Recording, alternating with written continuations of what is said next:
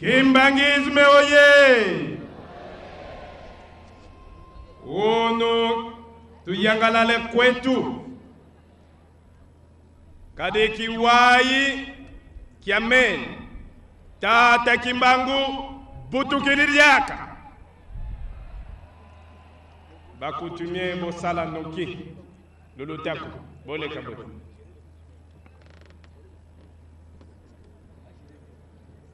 bapusa là peut-être bakito même abatele malabango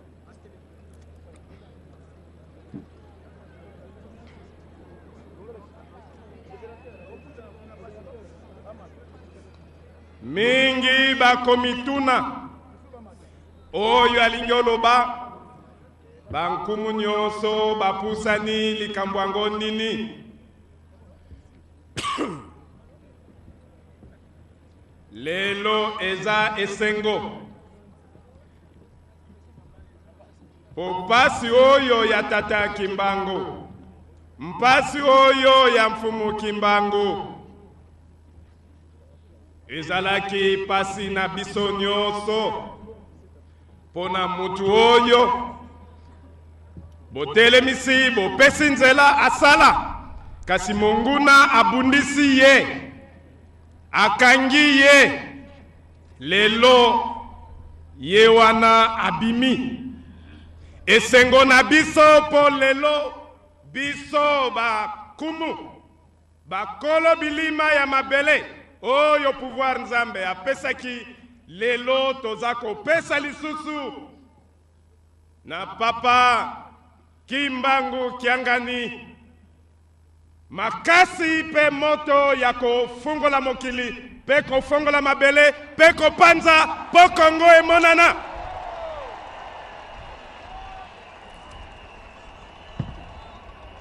Kimbangizme oye! Lelo se lelo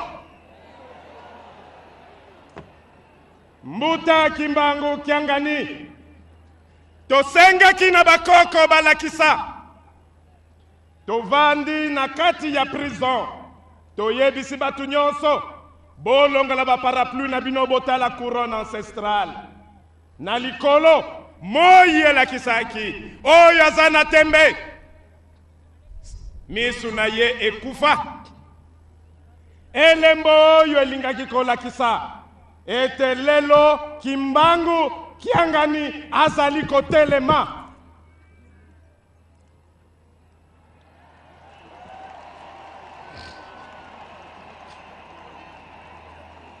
bitumba oyo euti musika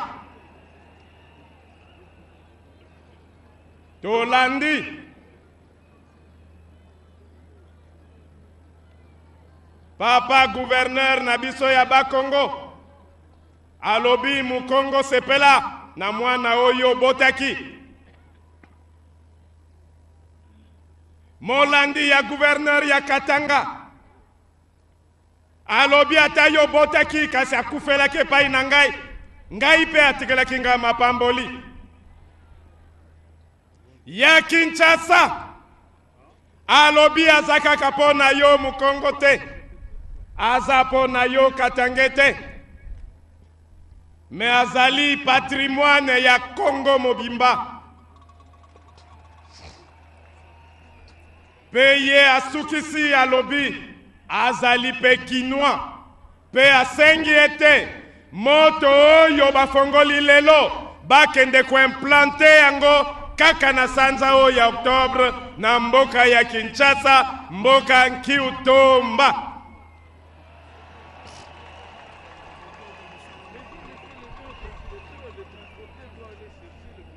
yango wana na bakoko balobi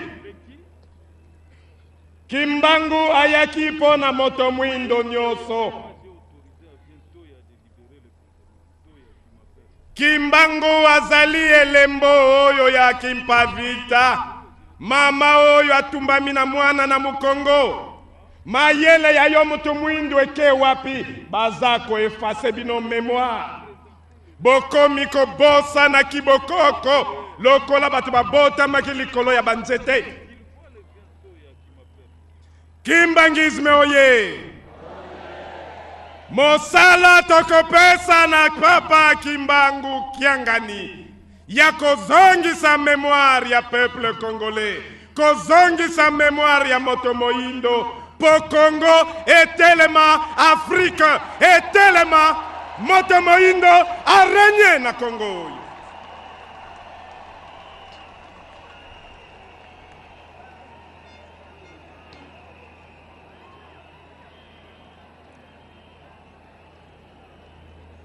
Tokomi awa lelo ndenge nini? Papa Kimbangu abundi akangami kasi alobi papa vice-gouverneur ya Katanga lobi ye akufi lisu moko ya kokanga lisu moko ya kofongwama na kibokoko soki mutu akufi boye elingi oloba akufi te azotala.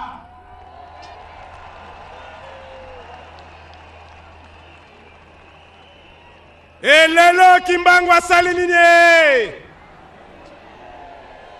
Asali nini? Yango wana toza kobenga baye la biso lelo se lelo Kimbangu akotelema awa ye abimi atelema Congo bolinga bolinga te mayele nyonso ya mabe oyo bomemaki na mboka oyo oyo mundele atikaki na mboka oyo boza kopanza bamazina bino oyo eza kobundisa Kimbangu oyo eza kobundisa Congo oyo ebomaki Muze Kabila oyo eza koluka koboma Joseph Kabila nyonso lelo tokosilisa yango biso bilima ya Congo tolobi lelo tolobi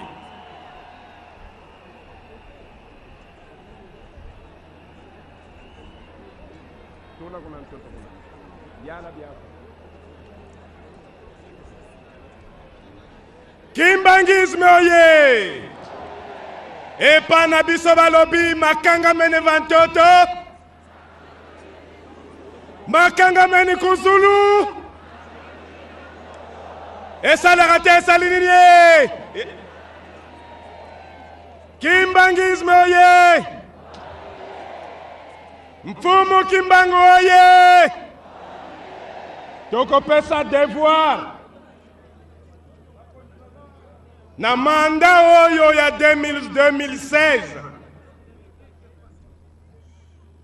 ya Kabila Kabange na manda na ye ya 2012-2016 Congo balobi na biso article soki 2 le Congo est laïque et Congo yebi nzambe te Congo yebi nzambe te epesi fete na bamaji nyonso ekota na mboka na biso Congo kasi Congo elobi article 207 Congo elobi ayebi kibokoko yango wana kibokoko lelo elobi eza kotelemisa mfumu Kimbangu badepute ya 2012-2016 bo déclarer Congo le Congo de Mfumu Kimbangu. Enlevez-nous cet article.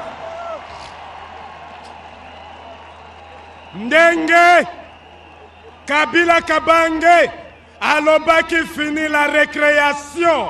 Bankumu balobi fini la récréation métaphysique.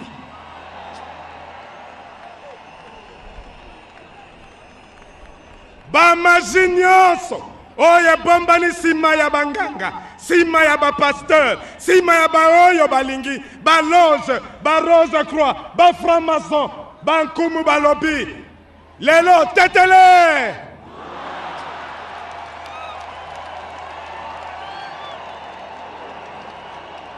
Kimbangisme oye!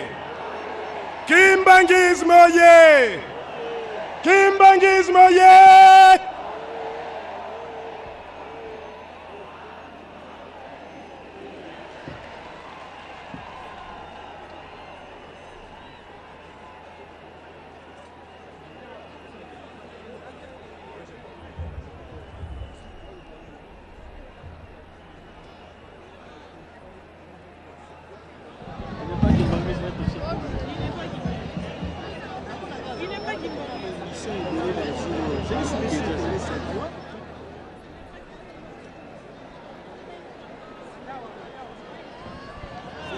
Alors, voilà la dimension symbolique du pouvoir de l'autorité traditionnelle avec une peau de léopard.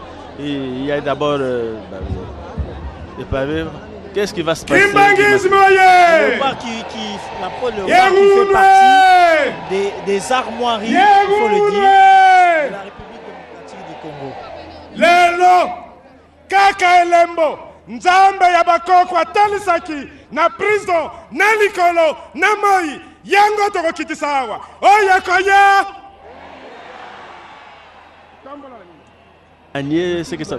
C'est le symbolisme de l'unité et de la fraternité. En effet, le régime de Banane croise toujours ensemble, unis, comme un seul homme. C'est un peu ça la symbolique au niveau du bananier.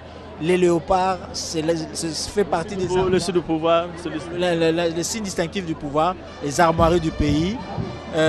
La natte, je donne ma langue au chat. La natte, c'est un siège. On s'assoit sur la natte, on dort sur la natte. Son Excellence, ministre Mouyu, Aya Nabiso, père ambassadeur Charles Okoto, Bango Bazali, non seulement chef coutumier, mais aussi moi, chef coutumier. Excellence, je vous invite à venir nous assister. Les autorités traditionnelles, celles qui conçoivent à la facilement qui parlent comme le fils du coin, aussi comme celui qui est issu des tenteurs de pouvoir. Parce que faire rayonner. Donc, construire une pensée, la diffuser, la disséminer, ça signifie qu'il faut être détenteur d'un certain pouvoir.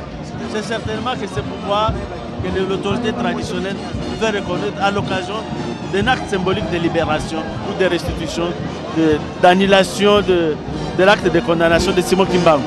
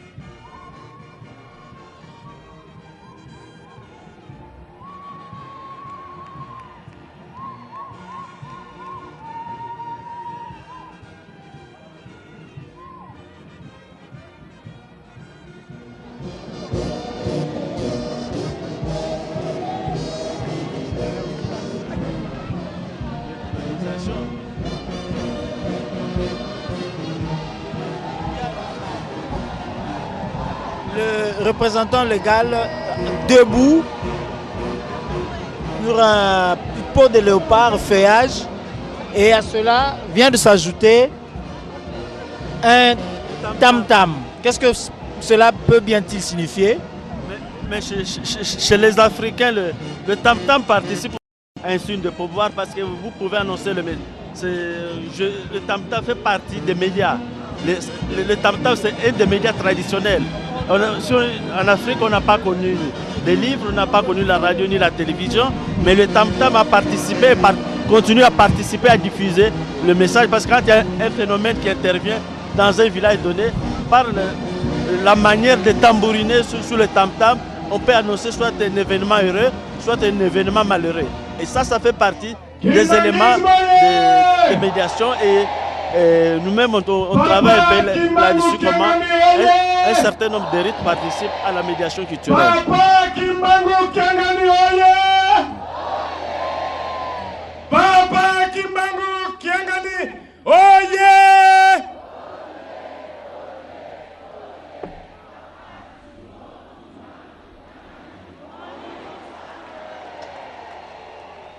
Tolingi koloba boye na Papa Kimbangu Kiangani.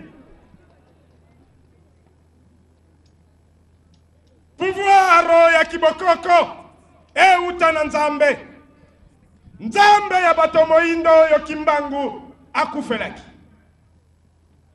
Soki totelemisi ye na kibokoko na biso na bana oyo misatu ya mfumu Kimbangu ye azali mwana liboso. Lokola ye azali mwana liboso elingi koloba bandeko na ye nyonso bakobenga ye papa.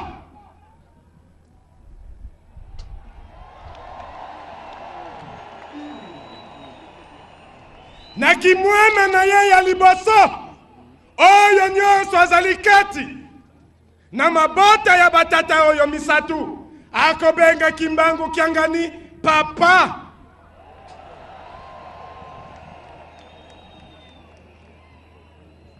Kasi kaka ye batomboli kombo ya koko na ye mfumu Kimbangu. Tango ye azwi kombo oyo bapapa oyo baboti ye bakobenga ye papa.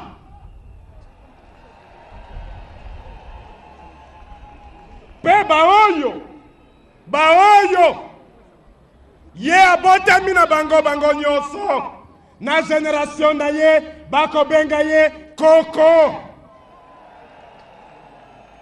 Kotelema lelo kobima ya mfumu Kimbangu, kotelema na ye yango na biso lelo tolobi ye nde totelemisi, ye nde topesi nzela akende atelema azongisa kibokoko, azongisa molimo ya bato bayindo. Kobanga te kota bisika nyonso kata basinga muta kokoka yo azali te. Ndenge toza koloka lelo na se ndenge Nzamba se alokaki likolo mutu akokoka ye azali te. Yango wana topesi ye makasi pe tosengi na ye mbonda o topesi ye abeta yango tango nyonso tongo pokwa poete molimo ya bato bayindo ezonga na esika Kongo euti musika pasi eleki lelo ezaleli ekomi bitumba pe ebandeli ya kobonga ya moto moyindo pe oyo kolonga ya kibokoko ya moto moyindo na yango tosengi na papa merci mingi topesa yembote akende kovanda. Mouya, vous êtes le directeur général de la radio-télévision Kimbangu. Nous venons d'assister pratiquement à un événement qu'on attend, inattendu, parce que qui garderait à votre niveau. En fait, c'est quoi qui est en train de se dérouler? Alors que, officiellement, juridiquement, spirituellement, Simon Kimbangu est reconnu comme tel chef spirituel et il assume l'autorité depuis pratiquement plus de 10 ans. Que dire à la population congolaise qui nous suit en ce moment-ci?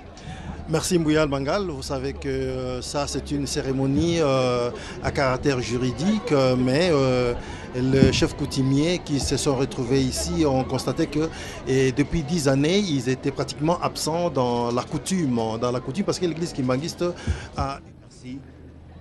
Batata, bamama, bandeko, mbote na biso.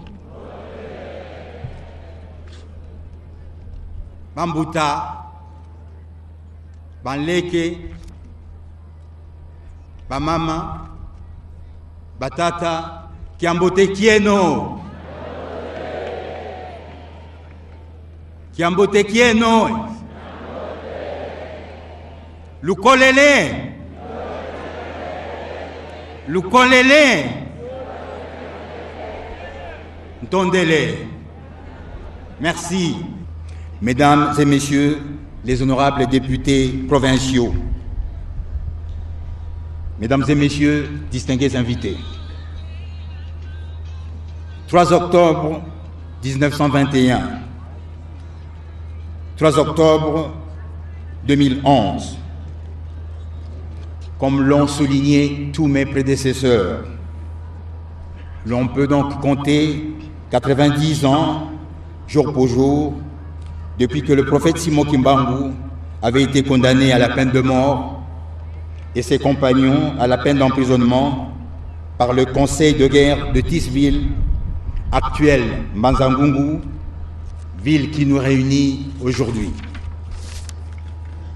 Cette ville qui avait assisté dans la tristesse à la condamnation du prophète Simon Kimbangu en 1921 est à ce jour témoin joyeux de sa décharge morale, mieux de sa libération, car nous venons d'assister tout à l'heure à la prison de Mbanza-Ngungu, à la notification officielle à son éminence Simon Kimbangu Kiangani de l'arrêt du 23 juillet dernier de la Haute Cour militaire portant révision du jugement du Conseil de guerre de Tisville du 3 octobre 1921 ayant injustement condamné le prophète Kimbangu et ses compagnons.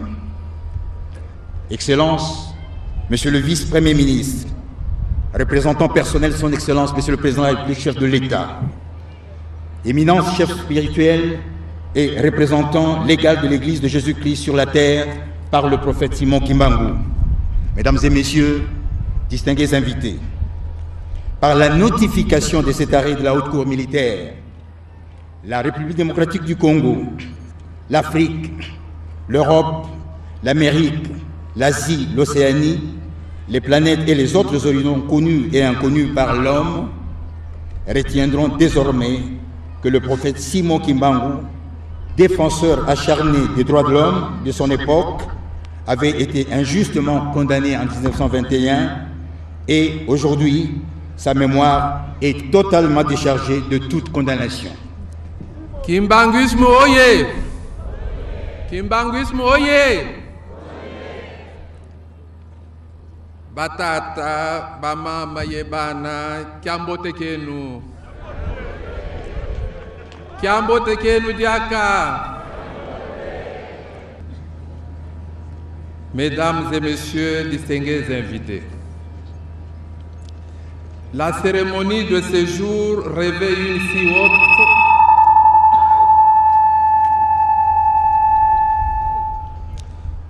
La cérémonie de ce jour revêt une si haute importance que Son Excellence, Monsieur le Président de la République, chef de l'État, Monsieur Joseph Kabila Kabange, tenait à y prendre personnellement part. Malheureusement, après avoir effectué un long périple aux États-Unis d'Amérique, à Cuba et en Guinée équatoriale, des charges pressantes de dernière minute l'ont amené à désigner ma modeste personne pour venir le représenter personnellement en ce lieu où se réécrit l'histoire de notre libération. Le message que je vais vous transmettre est donc le sien.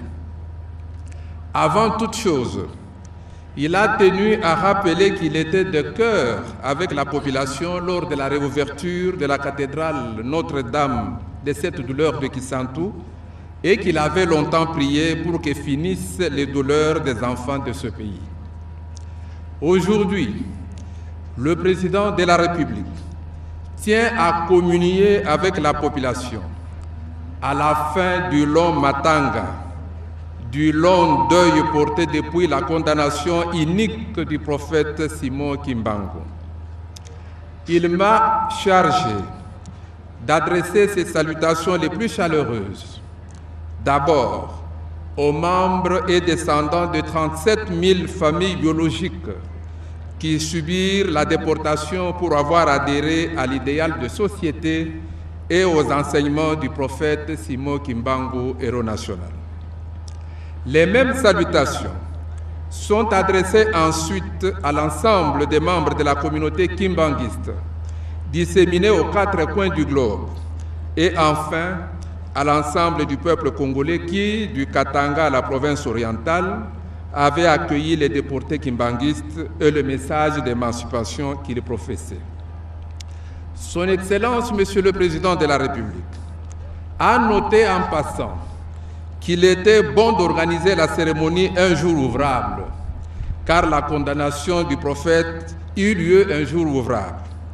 J'ai profité de cette observation pour interroger mes informaticiens. Quelle ne fut ma surprise d'apprendre que le 3 octobre 1921, c'était un lundi, tout comme 90 ans après, le 3 octobre 2011. Je me réjouis de cette coïncidence si symbolique. Autant est intéressante la symbolique qui intègre les années 1921, 1951, 1991 et 2011, à savoir l'année de la condamnation en 1921, celle de la mort du prophète en 1951, soit 30 ans plus tard, celle de son amnistie en 1991, 40 ans après sa mort et 70 ans après sa condamnation, et celle de sa réhabilitation en 2011, soit 20 ans après son amnistie, 60 ans après sa mort et 90 ans après sa condamnation.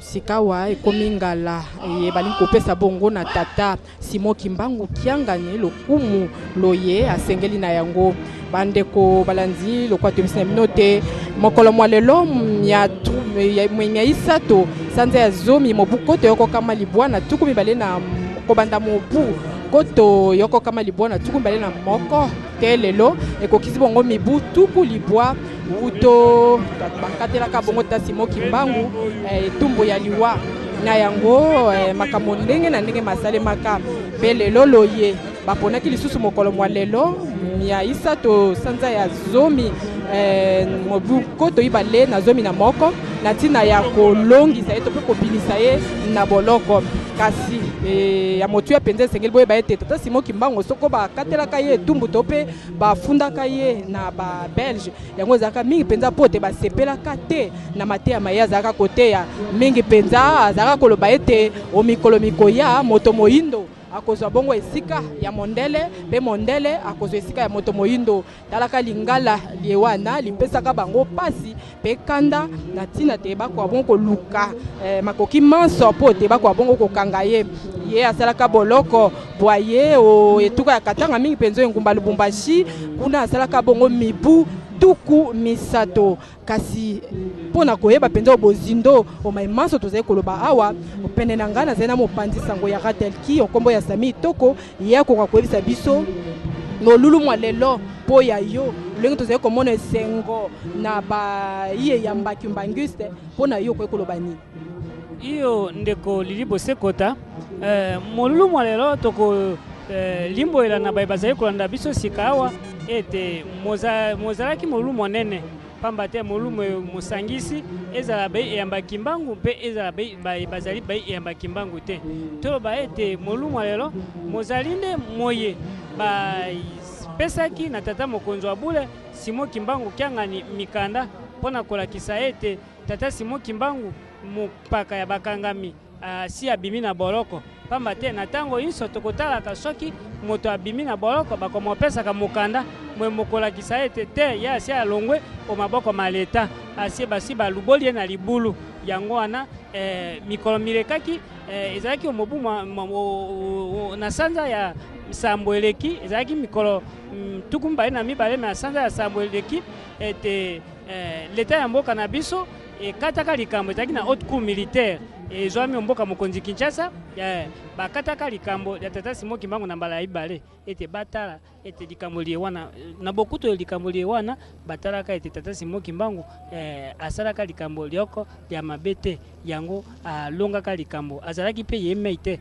azalaka na baye bakangamaka na ye elongo yango wana lelo ye ezalaki nde molulu mwa bopesi mikanda miye wana na tata mokonzi wa mbule pamba te bongi te mikanda miye wana mipesa mapolele bato banso bayeba ete kubanda lelo tata Simon Kimbangu azali lisusu na boyoko te elongo na baye bakangamaka na ye to kokoba se ko yebisa na baye bazali kolanda biso sikawa ete sikawa ezali nde tokomi na ngonga ya kopesa lokumu na tata mokonzi wa mbule pamba te lokumu lo wana ona kozwaka bobele ye moto mosusu akozwaka lwango te yango wana ndenge ozali komona basinzili balingomba to mpe surveillant kimbangiste bango nde bazali komo pesa lokumu lo wana elongo na bandeko bafaki fanfare kimbangiste mpona koyebisa na baye bazali kolanda lolaka la peuple ete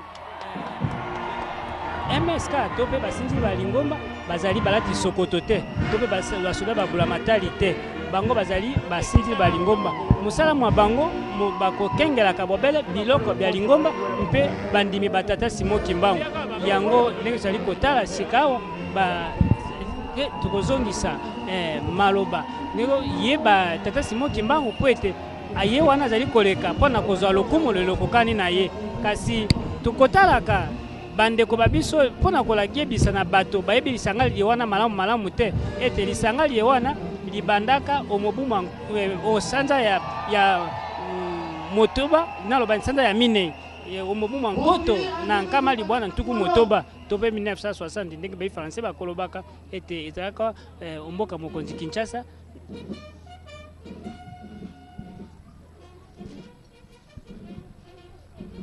mimi kumona kuna bwana kupesa lukumu penza na papa Simon Kimbangu Kyangani yakele dikabu ya bana ya iketalaka abima dibundu betike bokilaka ba surveillant ni ba ndeke kusaka pesa lukumu na mfumo wa dibundu pamba ve yani mutumefu na kubaka yao bakezo leve yani mosika kafana baka yao na ntango ya mutumbe na kuwa miyimbu ina yake na kupesa mayankembo yakele miyimbu yake kuzaka ningi sakiti nandi na ntango bake pesa kan lukumu kasi bitu mekata kulanda ba mfumo palata to ba chef coutume mekata kupesa yani kimfumo bunkaka yakele pena yimbive mama mutuni betume moni na ngena munu betume mona nzila mos bao bamesala ya bao bidimbu ve ya bamesala bao bidimbu metata ina balenda pesa ni kimfumo ve kimfumo kena yandi angolo kuluta ina bamesala hawa matunda mingi mama Wilhelmine vutla micro na mpanga beto mangal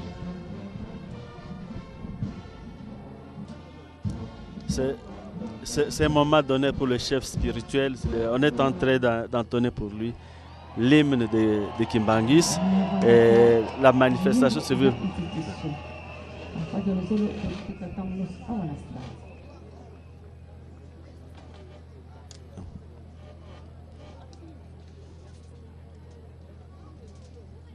Donc la cérémonie, c'est pratiquement le dernier moment que nous sommes en train de vivre ici au stade de Mbanzangongo, le stade baptisé pour la circonstance, stade du 3 octobre. Alors le dernier moment, c'est avec la dernière intervention, la dernière personnalité, il s'agit du chef spirituel qui reçoit les honneurs de l'église. Comme seuls les Kimbangis savent le faire, c'est un stade peu imprimé au vert et blanc, aux couleurs Kimbangis. C'est ce stade qui est en train de recevoir en triomphe son chef spirituel, Simon Kimbangu Kyangani, à l'issue de plusieurs événements plein de significations que nous avons vécues depuis le début de la matinée jusqu'à ce moment. Il y a eu le matin la remise officielle de l'arrêt de révision de la décision du jugement intervenu en 1921 par la Cour militaire la haute cour militaire de Kinshasa. Et puis il y a eu au deuxième moment les échanges de messages, mais avant d'y arriver, il y a eu aussi un acte que le président de la République vient de poser en faveur de Kimbangis, c'est qu'il vient de racheter l'ancienne prison, il vient de racheter pratiquement l'ancienne prison qui va être mise à la disposition de Kimbangis comme un lieu de pèlerinage, et le document de propriétaire a été remis au chef spirituel de l'église Kimbangis par le vice-premier ministre et ministre de l'Intérieur, de centralisation et management du territoire, Adolphe Mwana Sefu. Donc nous sommes en train de vivre ce dernier moment, des spectacles dans lequel on va trouver justement un élément de commentaire pour voir de parler ce que les Kimbangis savent faire. On a cru qu'on était déjà si fatigués que les gens étaient disposés à partir. Maintenant, curieusement, c'est la joie comme si on venait de commencer. Ndio Bwana Mbuyal, kabla ya kiongozi wa dini Kimbangu Simo Kimbangu Kiangani kuweza hivi kuchukua masemi, amepewa heshima kufatana na madaraka yake kama vile kiongozi wa kanisa Kimbangu, kwani leo ni siku kubwa, siku Papa Simo Kimbangu amevalishwa haki yake, heshima yake na kutoka gerezani baada ya miaka 19. Ndiyo leo siku kubwa kwa waaminifu wa dini la Kimbangu, siku kubwa kwa jumla kwa Wakongomani kuweza hivi kumkubali kwa kazi nzuri aliyeifanya na kazi ambayo imeendelea hivi kutoa tunda leo katika Jamhuri ya Kidemokrasia ya Kongo, kwani kanisa Kimbangu ina kazi mengi. Ikiwa Papa Kimbangu Kiangani amepatikana mbele na kuweza hivi kupata heshima kufatana na madaraka yake, waaminifu wapo katika cheko, wapo naimba, wote wamepatikana na furaha kubwa kwa siku kubwa ya leo ya tarehe 3 Oktoba, siku kuambatana na tarehe 3 Oktoba mwaka 1921, siku aliweza hivi kuhukumiwa malipizi ya kufungwa maisha yake nzima. Leo siku kubwa tarehe 3, siku korti kuu imechukua hatua ya kuangusha uamuzi wa zamani, hatua iliyochukuliwa na sheria ya zamani wakati wa Ubeleji, na kuweza hivi kujulisha kwamba ametoka sasa gerezani, amepewa heshima yake. Leo ni siku kubwa, wote waliweza hivi kusema, ikiwa liwali wa mji wa Kinshasa ambaye ikajulisha kwamba sanamu itaweza hivi kushimikwa mjini Kinshasa kwa heshima yake. Bwana Lumuna, makamu wa waziri wa kwanza, waziri kuhusika na mambo za ndani pia usalama, kaweza hivi kujulisha vile vile serikali ya Kongo itajitolea kwa ajili ya kumpatia heshima yake, na kajulisha ya kwamba baba wa taifa kaweza hivi kununua hata fasi Simo Kimbangu alipatikana gerezani. Eneo hiyo yote leo sasa imepewa mikononi mwa dini Kimbangu. Ni heshima kubwa, ni sifa kubwa kwa kazi kanisa hiyo imeendelea hivi kuifanya juu ya kuinua heshima ya Papa Simo Kimbangu Kiangani. Ndiyo kujulisha ya kwamba ndiyo kufatana na yote tutaweza hivi kumsikiliza moja mwaminifu ambaye ni mpasha habari vile vile. Tunaona sasa kabla ya Papa Simo Kimbangu Kiangani kuchukua masemi, wamempatia heshima. Wakati wameendelea hivi kutembea, tunaweza hivi kujua ni kama unanisikia sasa, tunaingia katika wakati gani? Asante ndugu, tunafika wakati ile wanakuwa wakimpatia Papa Simo Kimbangu heshima yake, kwa sababu yeye ni baba wa roho. Heshima hii wanampatia inamfai, kwa sababu ndiye yeye mheshimiwa mkubwa mwenye wa kwanza mwenye anakuwa juu ya kanisa ya Kimbangu. Ni wakati wanakuwa wakimpatia heshima yake ile inamfai yeye peke tu, ndio anakuwa akipata heshima ya namna hii. Ndio wakati Papa Simo Amani Kiangani atachukua masemi, itakuwa sasa atafanya sala kubwa ya ubarikio wa siku ya leo na sala kubwa vile vile ya amani na ukimya katika Jamhuri ya Kidemokrasia ya Kongo, kwani tumepatikana wakati wakongomani wote wamejitajarisha kwenda katika uchaguzi, na vile vile masemi atakayechukua ni kwa ajili ya kuinua moyo na zamiri ya waaminifu wote wa kanisa Kimbangu. Ndiyo ndugu, hii tunakuwa tukifata hapa ni heshima ya Baba Simoni Kimbangu, kwa sababu ndiye yeye baba wa roho, baba wa kwanza mwenye anakuwa juu ya kanisa ya Kimbangu. Basi anatafuta kuchukua sauti kwa kubarikia watoto wa Kongo, kwa kubarikia waaminifu wa Kimbangu, kwa sababu ndiye yeye peke yake anakuwa na mamlaka, ndiye peke yake anakuwa na baraka ya kutupatia sisi watoto wake, kwa sababu yeye siku ya leo anatoka gerezani. Basi sisi pia tulikuwa tukifungwa kwa maneno yote ya mwovu Satana. Sisi pia wakati yeye atatutolea baraka yake, na wakati yeye atatupatia maombi yake itatupatia kimya, wale walikuwa wakifungwa na minyororo wa mwovu Satana watapata kufunguliwa. Ndio kwa jina la Baba. Ndio ni namna kufungua mlango kwa sala itakayotolewa na kiongozi wa dini Kimbangu. Muda saa chache atachukua masemi kwa kuweza hivi kubarikia waaminifu wote tuatumaini, na kubarikia vile vile kazi kubwa na kazi kuonekana ya Papa Simon Kimbangu. Bwana Medard Mbuyal, ni nimbo la heshima tuatumaini kwa kumruhusu kiongozi wa dini Kimbangu kuweza hivi kuchukua masemi. Wote waaminifu, haiko tu wale kupatikana hapa kwenye uwanja, wote wa Jamhuri ya Kidemokrasia ya Kongo na wale kupatikana ugenini wapo tajari kwa ajili ya kuweza hivi kumfuata. Merci Dakin. L'événement est retransmis par la RTNC, vous le savez, à Wamba, dans la province orientale. Les Kimbanguis sont réunis dans leur paroisse. Il y a un écran géant tenté de retransmettre ici. Nous sommes là de nous suivre autour de Inagos Geneviève, notre concert qui se trouve présentement à Wamba. À Chibala, au Kassa occidental également, les Kimbanguis sont en train de nous suivre à tous les niveaux. Les messages se prêtent que c'est un grand moment, c'est un grand jour, le jour de la réhabilitation de la mémoire collective, le jour de la réhabilitation de la mémoire du Simon Kimbangu face à une condamnation injuste.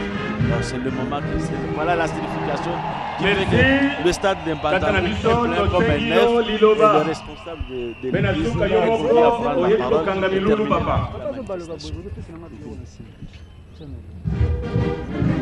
Matono mingi Mpangi Mbuyal Mangale mama Wirlemini mukele kaka nange kasi muto kumona diamba kuyituka penza kuna kusasanisi na chef spirituel bontu mutimba kasi sila kanzambi baka bana kisika nzambi to ngiki mutimba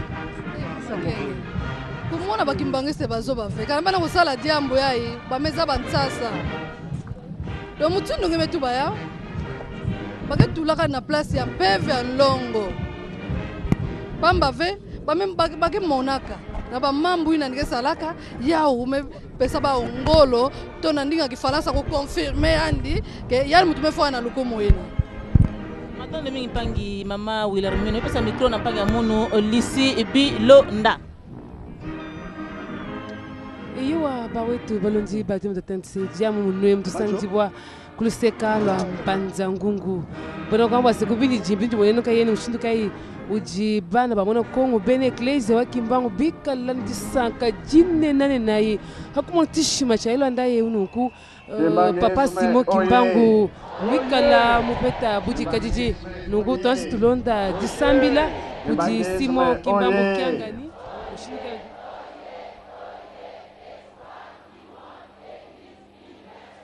Kamba oye! Kamba oye! Kamba oye!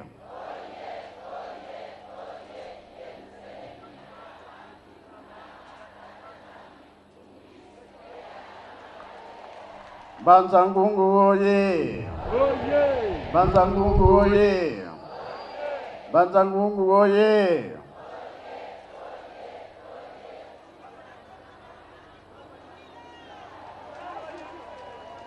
Eunwe! Embase! Bilungu biakuloe! Yangalala!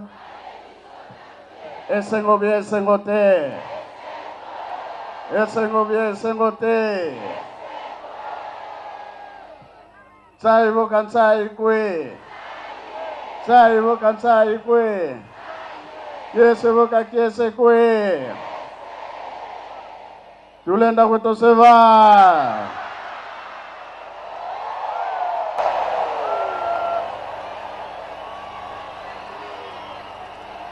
Mino libanda, mino libanda.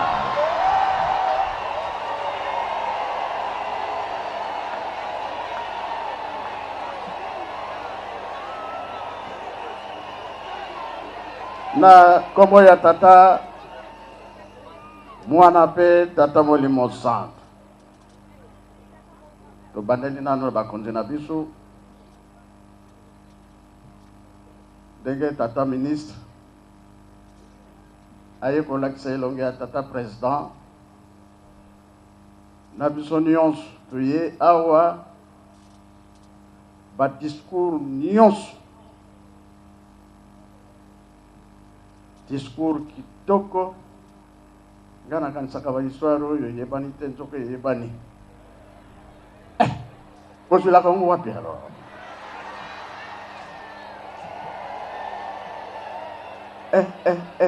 Ngakutunda kamwe. Onyo sokolekawa vraiment makambo kitoko. Lero eza mokolo monene. Tango nazalaki na ville. Na yoki chef coutumier aleki awa likambo moko esalamaki. Et c'est vrai. Kuna na likolo sini moko emonanaki. Ya kitoko.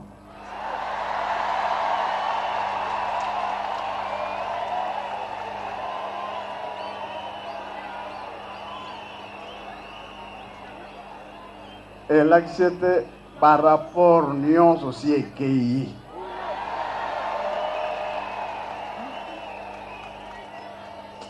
En tout cas, vous mettez la terre. Bon, vous mettez là.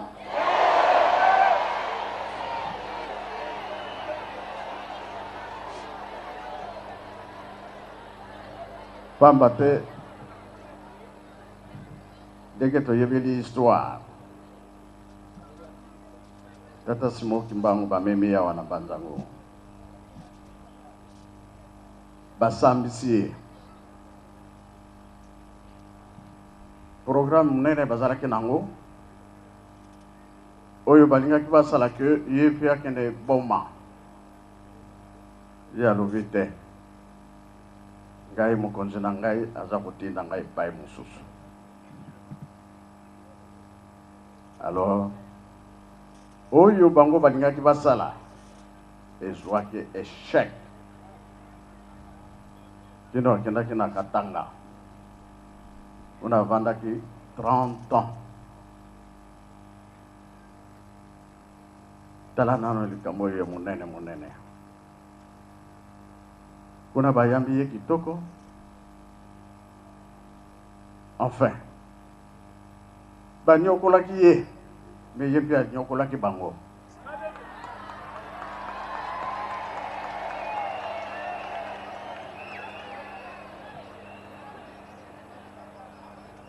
Dango mususu abongi na ye. Sikoyo basoda bazwi musala.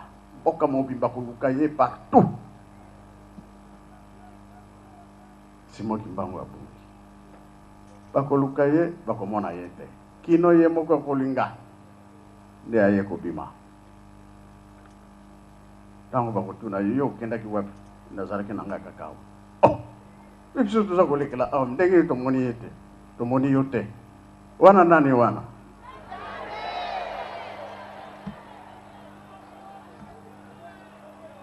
Alors elelo oyo tomoni likambo monene Tata Président Joseph Kabila Kabange oya sali libiso. Esengo bien esengo te.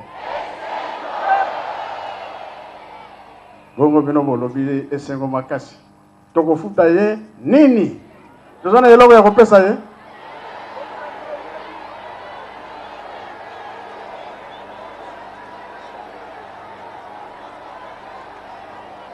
Kimbangisme oye.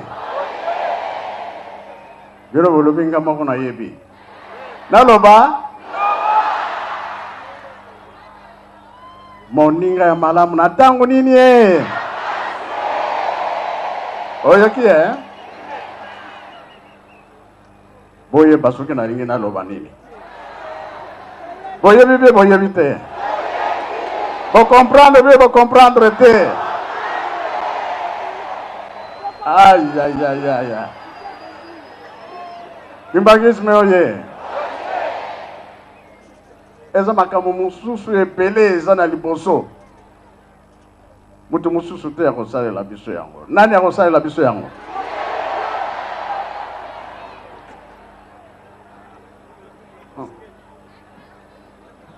Na famille sukozo na oncle kobanga te.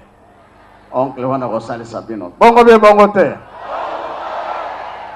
Ah. Elekili ngai. Jempe aza mwana kata. Ayo kubimisa Tata Smoky Kimbangu na boloko. Esengo bi esengo te. Ebongo toko pesa ye nini?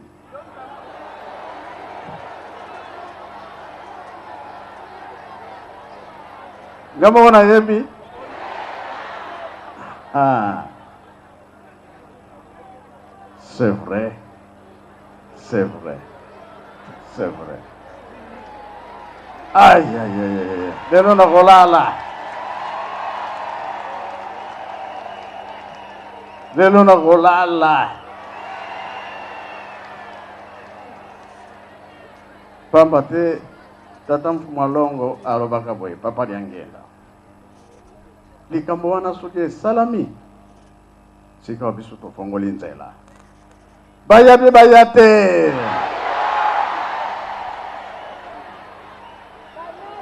Mwana RDC. Oh, chance dans un ango. Ah. Yango ezela kaka ye aya. Azamo ponami. Bongo bien bongo te. Bongo biso to négligé. E uta na motema. Ezo uta na motema. Oya bino ezo uta na motema.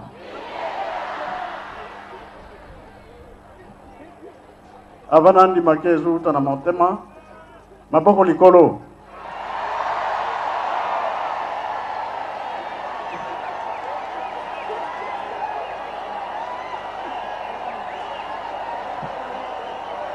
Bon, merci Tomoni. Merci. Uti penza na motema. Vraiment. Papa te tozana eloko ya kopesa yete kaka mapamboli. Zambe asunga ye. Oyo etikali asalela biso yango. Bongo be bongo te. Nani ariyebaka. Esa nanu mikanda uba pesi ngai.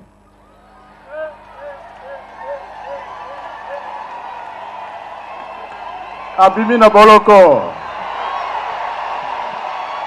Abimi na boloko. Abimi na boloko.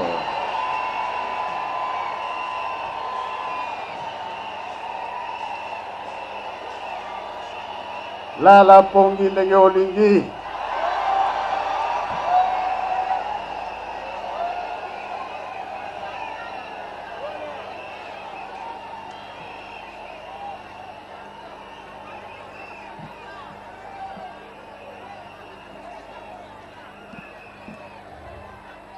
Na lupango apesi biso mikanda yango oyo. abimi na boloko na lupango bapesi biso na boloko bapesi biso yango mbala moko.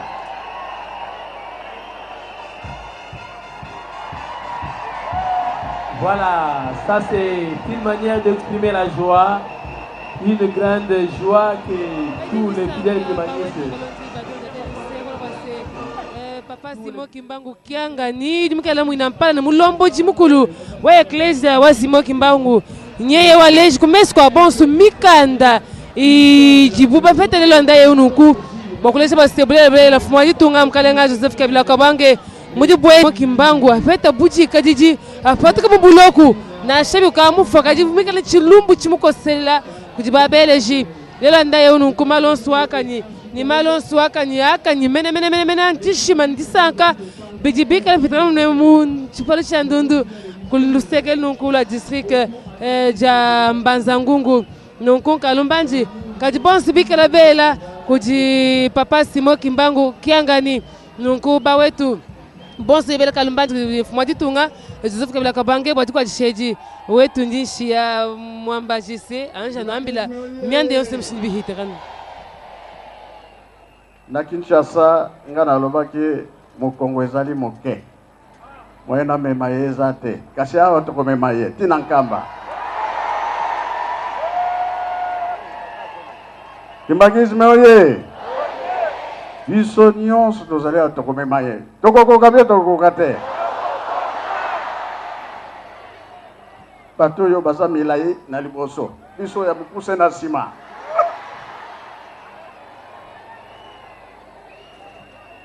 Hein? Ah bon. Lobi tozali kokende na ye na nkamba. Na kilongo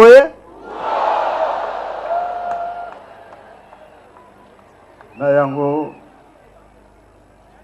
tobosani ata likambo moko te. Oyo asalelaka bato bolamu esengeli nini? Tosalela ye mpe bolamu. Ezali bon. Peut-être eza bongo te.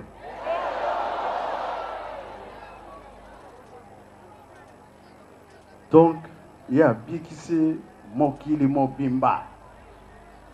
Dès que yoki awa soki tata ministre alekaki awa to papa gouverneur baokaka balekaki awa Afrique, États-Unis, Europe, Asie, Océanie.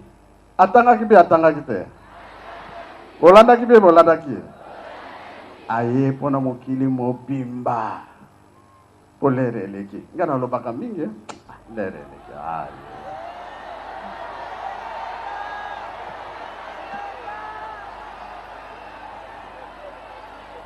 Naloba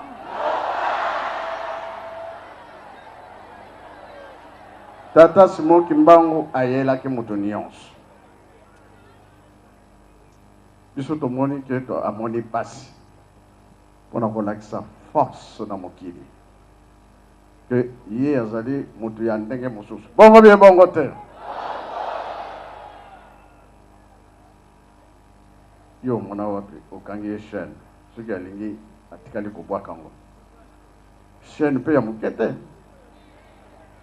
ya monene omona mpe esika bazosala réunion mpona mabe mpona ye aki kobimela bango bapanzani ye nani tozala nanu makambo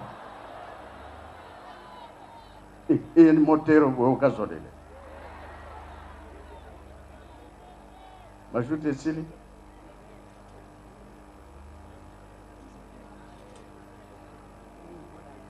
na yango tosambela mingi oyo tomoni lelo eza teke toye kolekisa lere ya pamba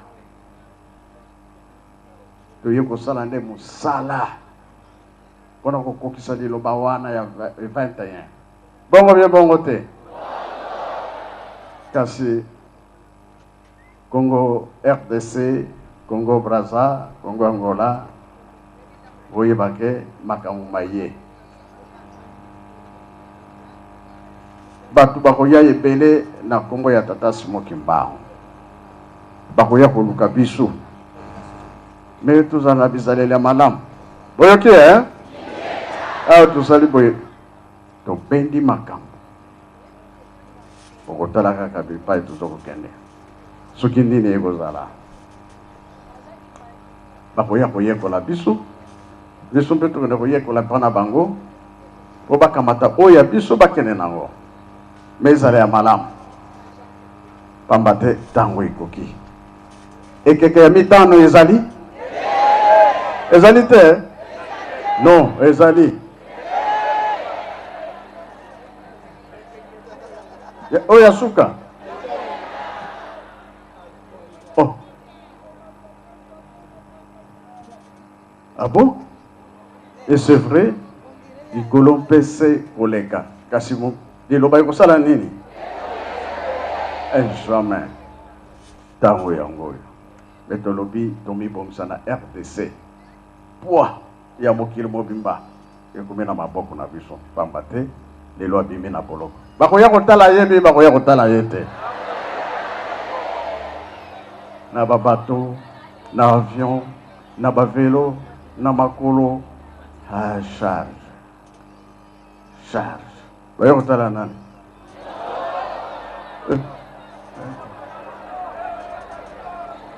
makambo wana ezalaka te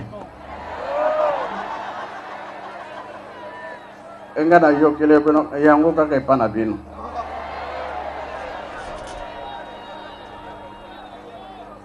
papa Kimbuta alobi yango ke Kinshasa omibongisa papa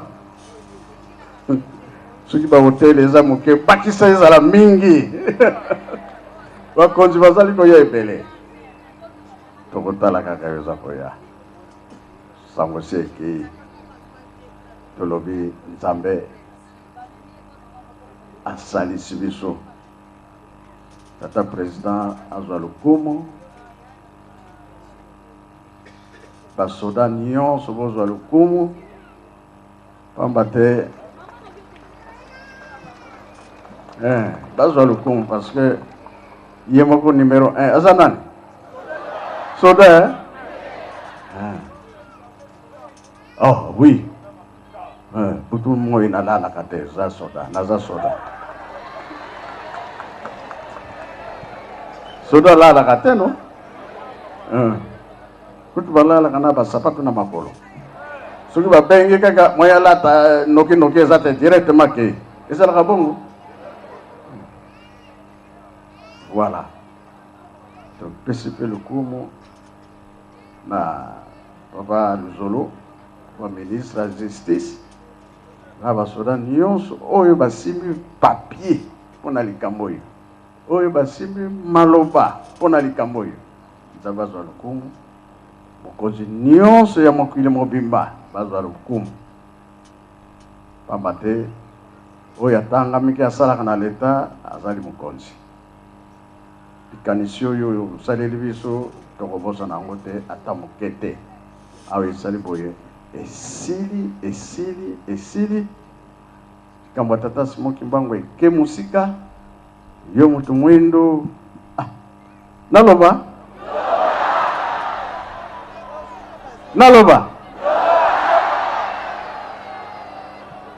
oza na 3/4 ya sir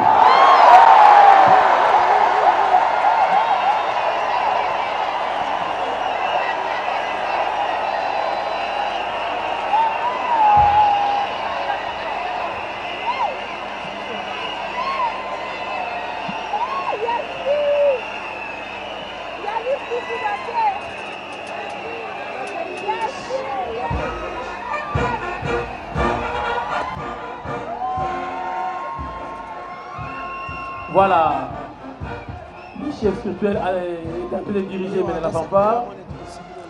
Nous avions dit c'est toujours la manifestation de la joie qui habite tous les Kimbanguis se réunissent en ces lieux.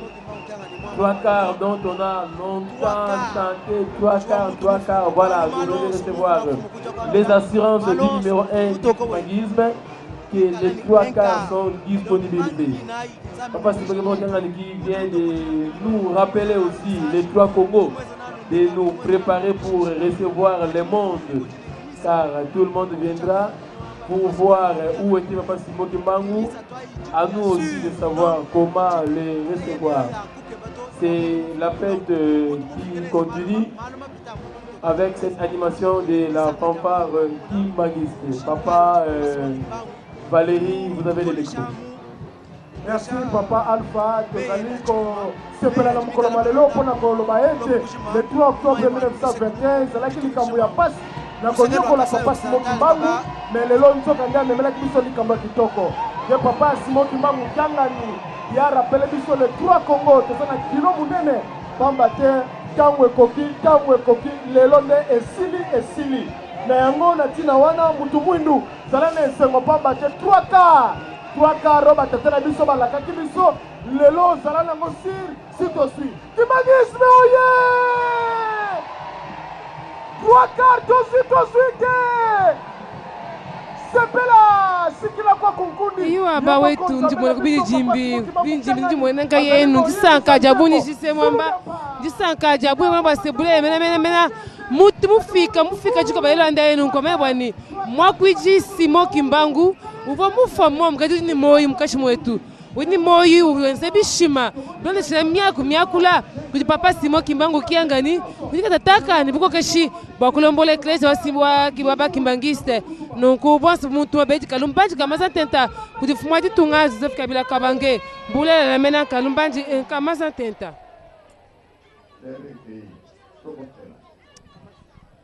na Kongo misatu tata mwana mpe tata molimo sana tata lelo eza mokolo monene oyo ezali ke lobiko ya mokili mobimba na yango biso toza na likambo te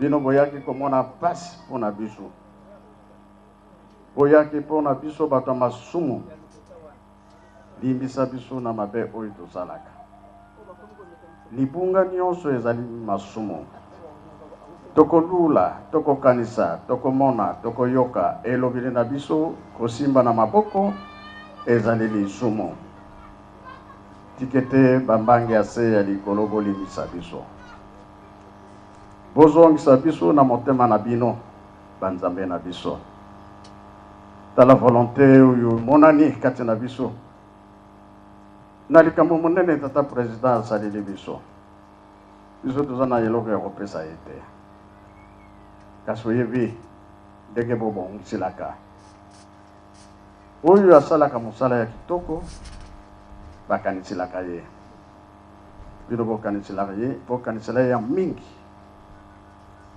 esika biso tozotelemela bino boyebi yango salisa gouvernement nyonso salisa bango oyo batie mapoko na likambo na yo tata nzambe kolo yesu tata molimo santu salisa mutu nyonso oyo aye awa abima pamba te na mboka ya Mbanza-Ngungu esika ne avandaka esika oyo asalelaka misala esika nyonso totambolaka kobosana biso bana na bino te moko kanisela biso pasi eleki mingi ezala na bafamille ezala na bandako ezala ndenge tovandelaka moko na ndako batata bamama bana bankoko sunga biso nyonso lelo yo makambo mingi tosengi awa topesa yango na maboko ya yo tata molimo santu bino bapapa bolobaka yango ke likambo yango soki esalami biso tofongoli nzela libela bofongola biso kimia ya kati na mokili mobimba kimia ya na Afrique mikili nyonso toza kolela kaka yo oyo akopesa kimia nde yango tosengi na kombo tata mwana pe tata molimo santu amen. Territoire ya Chela yaka leki na yo azali na biso awa Papa Charles kuye mbio leki muloko wako na kuchunga hapa kuye mbio Papa Charles administrateur ya Disu Papa Disu yaka na prince mwana na yo mwasa azali kozela yo mama meje bazo luko kadiji apataka bubuloku na shebi ukamufa kadiji